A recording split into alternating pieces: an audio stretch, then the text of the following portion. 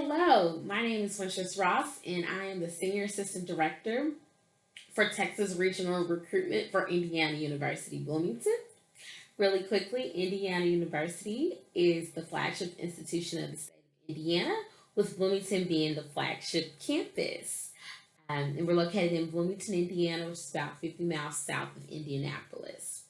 But today, I'm not here to talk about IU Bloomington. Today, I'm here to talk about the resume process and college admissions and why it is important for you to not only get involved, but to also share that information with the colleges and universities that you're going to be applying to in the fall.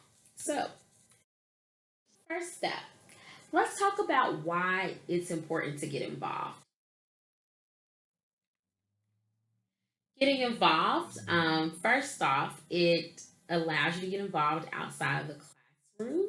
So when you're thinking about the college application process, the admissions process, lots of focus goes into having good grades, taking advanced courses, being successful in those courses. Also, for those of you who are applying to schools that look at standardized testing, you're going to think about test prep, so prepping for the ACT or prepping for the SAT. And all of those things are really important, but we also want to make sure that we are looking at what you're doing outside of the classroom. Additionally, it allows you to meet new people. So, getting involved in different student organizations, stepping out of your comfort zone and meeting new people, that's one of the great advantages of getting involved. In addition, gaining experience in a certain area. So, definitely when you're thinking about majors that you're interested in, or really just your own personal interest and what you want to do, getting involved in different student organizations and also in community service work and internships, all of that gives you a certain level of experience that you can then utilize not only after high school and college, but you may take those experiences with you for the rest of your life and into your professional life as well. And speaking of taking things with you throughout life, um, getting involved in certain activities and different opportunities also allows you to find your passion and or purpose. So yes, we want you to get involved to help prep you for careers that you may have. But outside of that, you also want to have a passion as well. So getting involved helps you figure that out. And then last but not least, most importantly, getting involved, especially when you're thinking about community service, um, is giving back to your community and others. So, whatever you do in life, whether it's doing student organizations or just getting involved in general, we want to make sure we're giving back to the community or the communities around us. That's how we make the world a better place. So, let's talk about the resume. Why a resume? One, resumes gives colleges a better picture of you outside of your grades and test scores. So this is going to be a reoccurring theme throughout this presentation. Again, your grades and test scores are important for most institutions that you're applying for, but we also want to see what else can this student do besides being a great student in the classroom and a great test taker. Additionally, it gives us an opportunity to showcase that involvement that I just talked about, showcase your involvement in high school. So, and when I say in high school, that's because typically most of the information that colleges and universities want to see is what you have been doing in high school. So, beginning of freshman year of high school, maybe the summer before freshman year through the end of your senior year. So, even when you do the resume portions for your applications in the fall, since you all are juniors, you definitely want to still put the information that you're doing in your senior year, even though it hasn't happened yet on the application. So we're really looking at your full high school career and what you've done inside and outside the classroom. And last but not least, when we say it gives you an opportunity to showcase your involvement, A resume, at least an expanded resume, also gives you space to explain those activities and different opportunities in more detail, especially for institutions that don't conduct interviews and even for scholarships that you may apply for. This resume in your essays are going to serve as your interview on paper. So, if the institution allows you to submit an expanded resume, I highly recommend that because, again, it gives your admissions readers and scholarship readers and reviewers more information about you and provides more context about your high school career. So, different types of resumes. We're going to go through two distinct resume types that you will see throughout the college admissions process.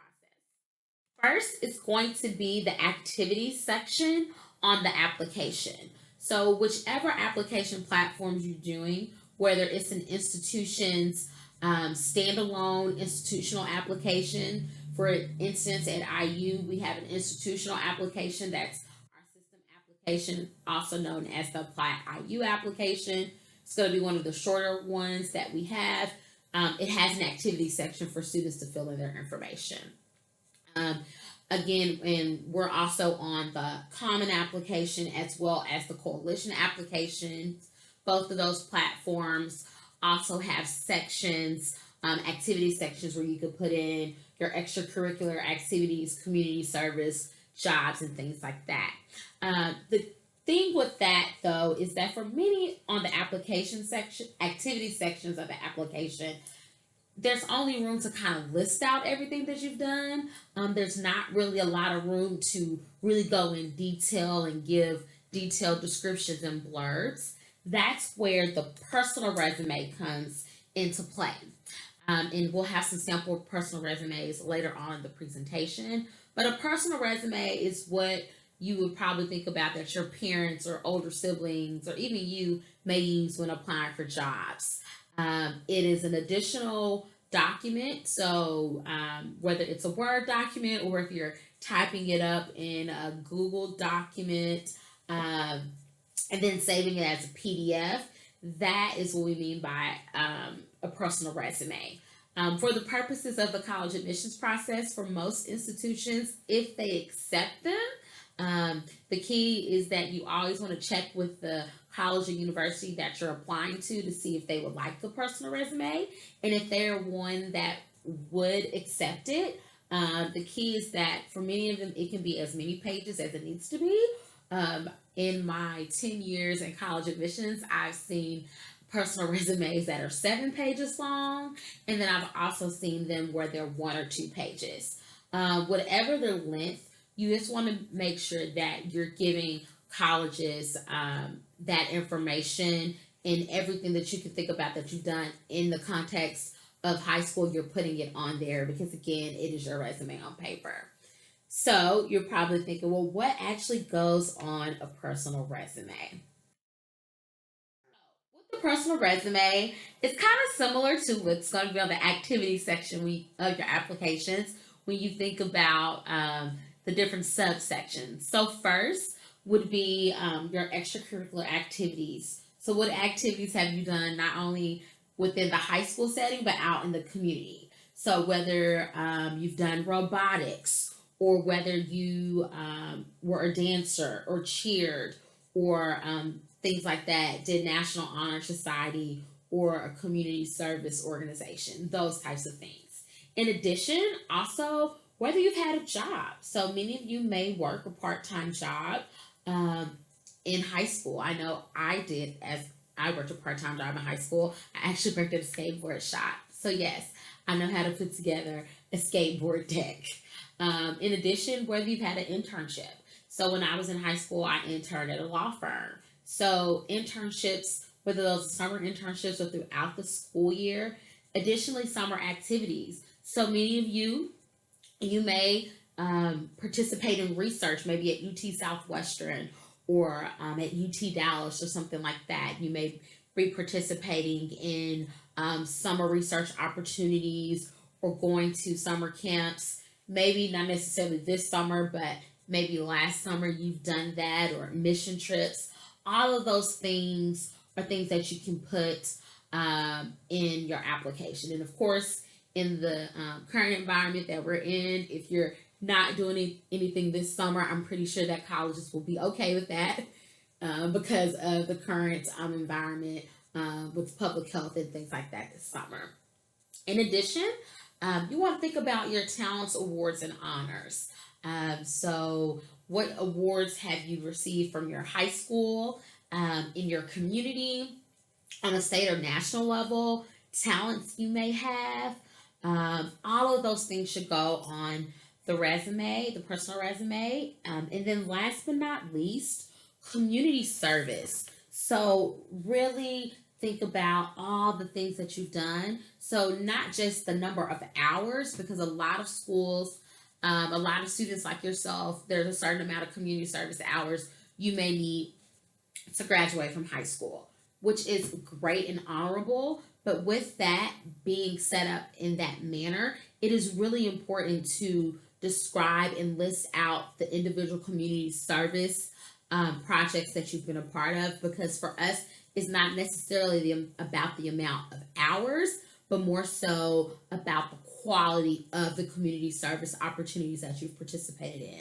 So, whether that's mission work, being a tutor, working at the North Texas Food Bank, collecting items, you really want to list those out and explain it. So it's not just about the hours; it is really about the quality of the things that you were doing.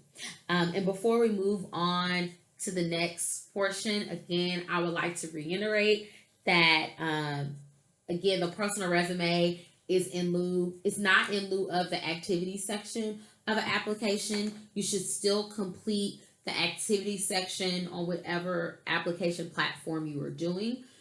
What you're using the personal resume for is to expand upon. And I want to be sure to reiterate that, simply because there are some colleges, again, that would not look at the personal resume. So it's important to make sure you list all of that information on the actual physical applications that you're turning in. I say physical, they're really digital. And then if an institution would take the personal resume, that's where you can really dive in with details and expand upon what you're talking about. So what do I mean by details? Just a quick few key tips about the resume. So first things first, and I've talked about this a lot: details, details, details. And what I always like to say, growth and consistency. So, what do I mean by details?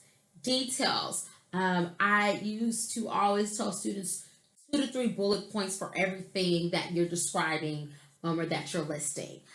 So, if you can't come up with two bullet points, at least give us a description or a sentence about what you've done. For example, if you are going to list your research or internship opportunities, list what you actually did and what your tasks were. If you have a student organization and you raised X amount of dollars, list, I was a part of this X, Y, and Z organization, and I was in charge of this fundraising opportunity where we raised, $2,000 to go towards a playground in a neighborhood. Things like that. Details, details, details, and growth and consistency. Did you start off doing something your freshman year of high school, and then in your senior year or your junior year, you were a captain or a coordinator? You don't necessarily have to be the president or vice president of an organization, but just listing out things that you had ownership of. Next is, when you're thinking about your student organizations and community organizations, try not to use acronyms or abbreviations. And the key for this is that you all are applying to schools all over the country. So, what we have here in Texas, so like when you think about TAPS, or the public schools have UIL, University Interscholastic League. They don't have TAPS in New York. So you want to be able to spell those things out especially for the readers that you may have in the Northeast or the Pacific Northwest. You want to be able to give them an idea of what you're doing, so don't use abbreviations. Because again, not all student organizations and community organizations and events are national. Next, I talked a little bit about this earlier with hours, but you always want to include the hours that you've done anything, that you've done something. So, what do I mean by hours? So, there's Apply Texas, the application that many of you all will use to apply for some Texas schools, will list things out as you've done X amount of hours per week in an activity in so many weeks per year. So, what you're really doing is again providing context for the activities that you are involved in.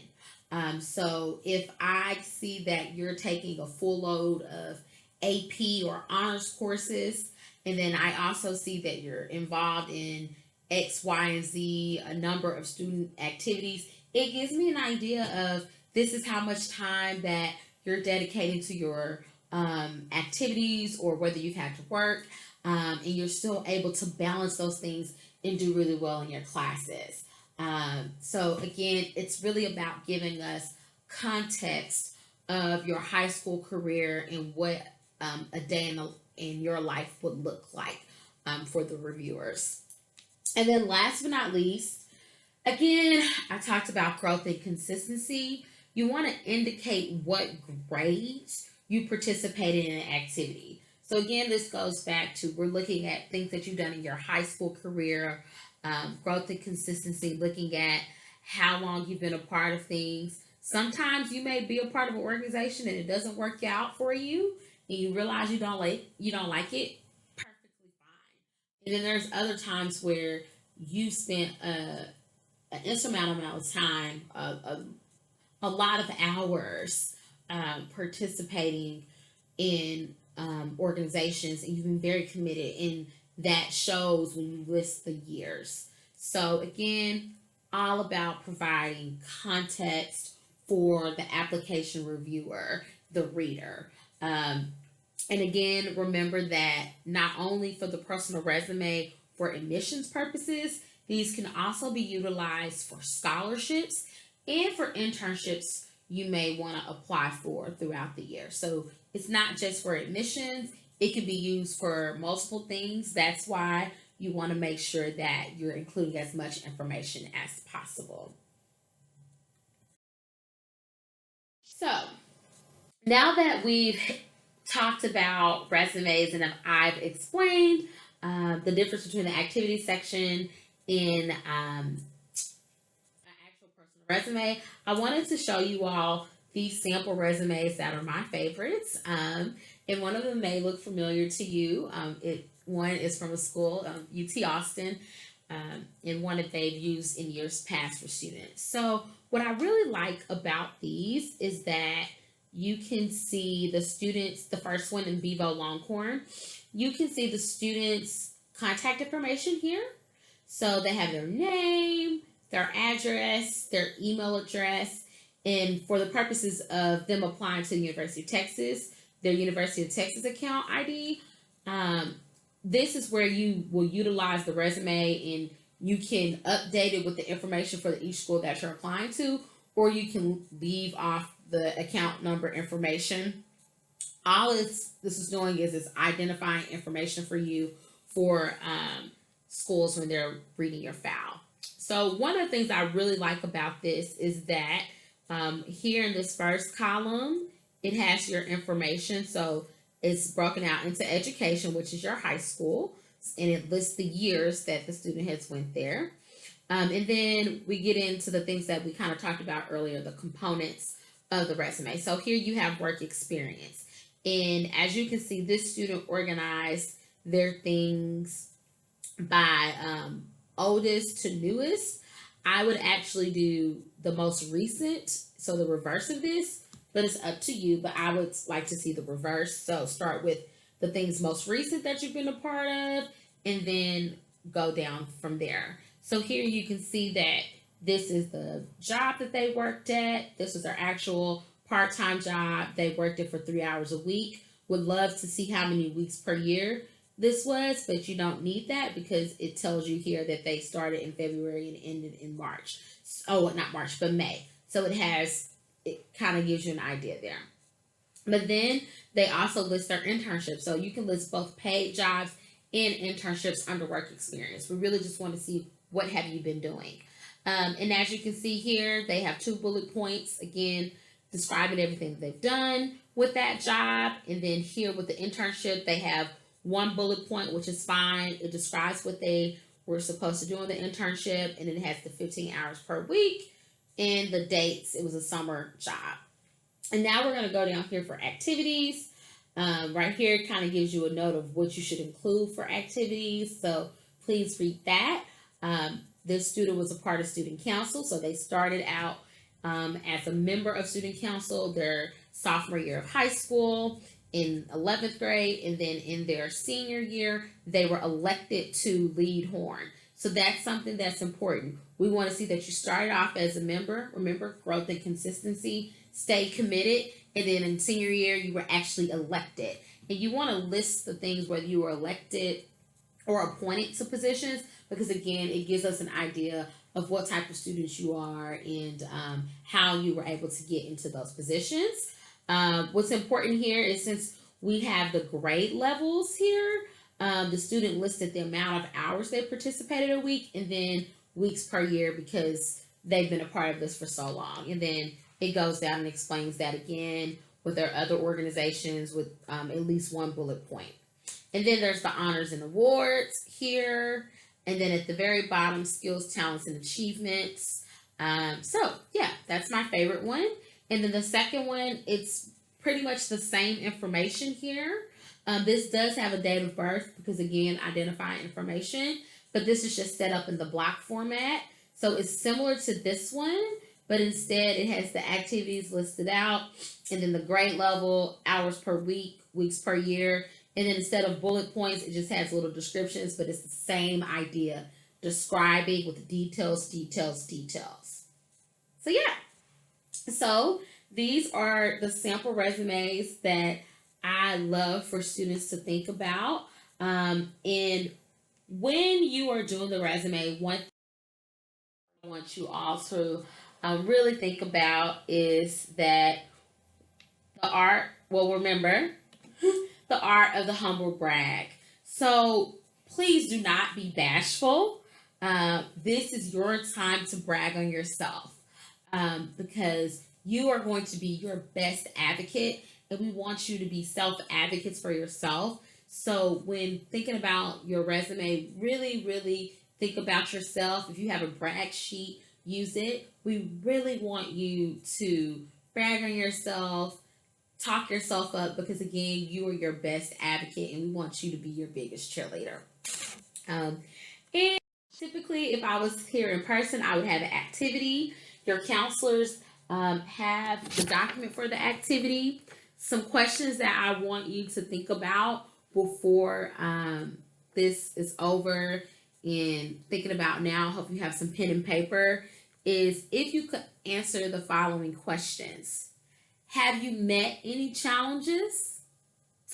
Have you pursued opportunities in school, work, sports, etc.? Are you a leader? Have you demonstrated commitment to your activities? And last but not least, have you shown an interest in activities outside of the classroom? So these few questions can help you if you have not started writing or preparing a resume. They can help you start the resume process. And one thing before I go that I want you to know is the question, are you a leader?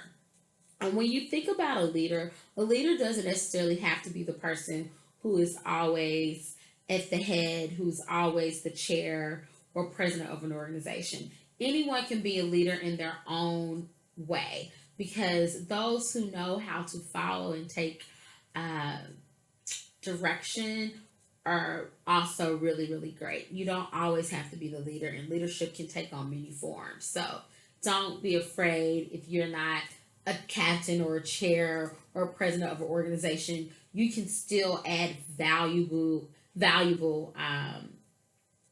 valuable skills and knowledge to any opportunity or organization or any school that you apply to. But that is all I have for my presentation. I hope you have all enjoyed it. And if you would like to reach out to me, you can reach me at winjames@indiana.edu. Thank you. Have a great day.